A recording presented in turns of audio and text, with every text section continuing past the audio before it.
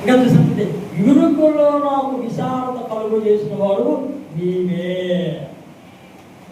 ఇరుకులో ఉన్నప్పుడు విశాలత కలుగు చేసేవాడు ఆయన. బైబిల్లో మనం చూసినట్లయితే ఇశ్రాయేలు ప్రజలు ఐగుప్తు దేశంలో ఉన్నారు. ఐగుప్తు దేశంలో ఉన్నప్పుడు ఇరుకుల్లో ఉన్నారు. తినడానికి తిండి లేదు, సరిగా సరైన తిండి లేదు, సరైన వసతులు లేవు, సరైన నీరు లేదు, సరైన నిద్ర లేదు, సరైన కూడిచ్చేవారు కాదు, చేపించేవారు కాదు. అలాంటి పరిస్థితుల్లో వారు మూలుగుతూ ప్రార్థించారు. వారి ప్రార్థన దేవుడి సన్నిధికి చేరింది. వారి ప్రార్థన దేవుడి సన్నిధికి చేరింది. దేవుడు అద్భుత రీతిగా ఇశ్రాయేలు ప్రజల్ని ఐగుప్తు దేశం నుంచి బయటికి తీసుకొని వచ్చాడు. దేవుడికి స్తోత్రం. హల్లెలూయా. ఐగుప్తు దేశం నుంచి బయటికి తీసుకొని వచ్చాడు. విశాలమైన ప్రాంతానికి తీసుకెళ్ళాడు. ఆ ప్రాంతం ఎలాంటిది?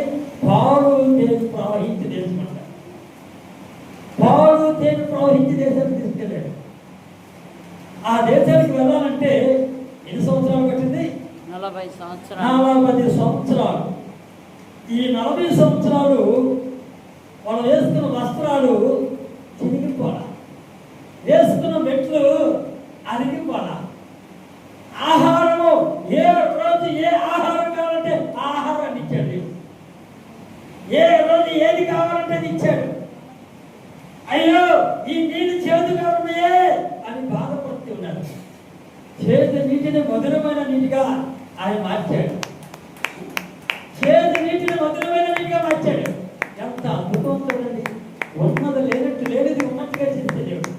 ఇరుకులో ఉన్న ఐగుప్తు దేశంలో, ఇరుకులో ఉన్న పరిస్థితుల్లో, శ్రమల్లో ఉన్న పరిస్థితుల్లో, బాధల్లో ఉన్న పరిస్థితుల్లో, కష్టాల్లో ఉన్న పరిస్థితుల్లో దేవుడు వారిని బయటకు తీసుకుని వచ్చినట్టుగా మనం చూస్తూ ఉన్నాం. ఈ దినాన ఇరుకులో నాకు విశాలత కలుగు చేసిన వాడు నేనే. ఆ దగ్గర కూర్చొద్దాం. విశాలం చేసేవాడు ఆయనే. ప్రొద్దుటూరుకు వచ్చిన కొత్తలో నేను ఉన్న రూమ్ ఎర్రట్లో. ఆ రూమ్ ఎంత పెద్దదో కొంతమందికి తెలుసు, అందరికీ తెలియదు.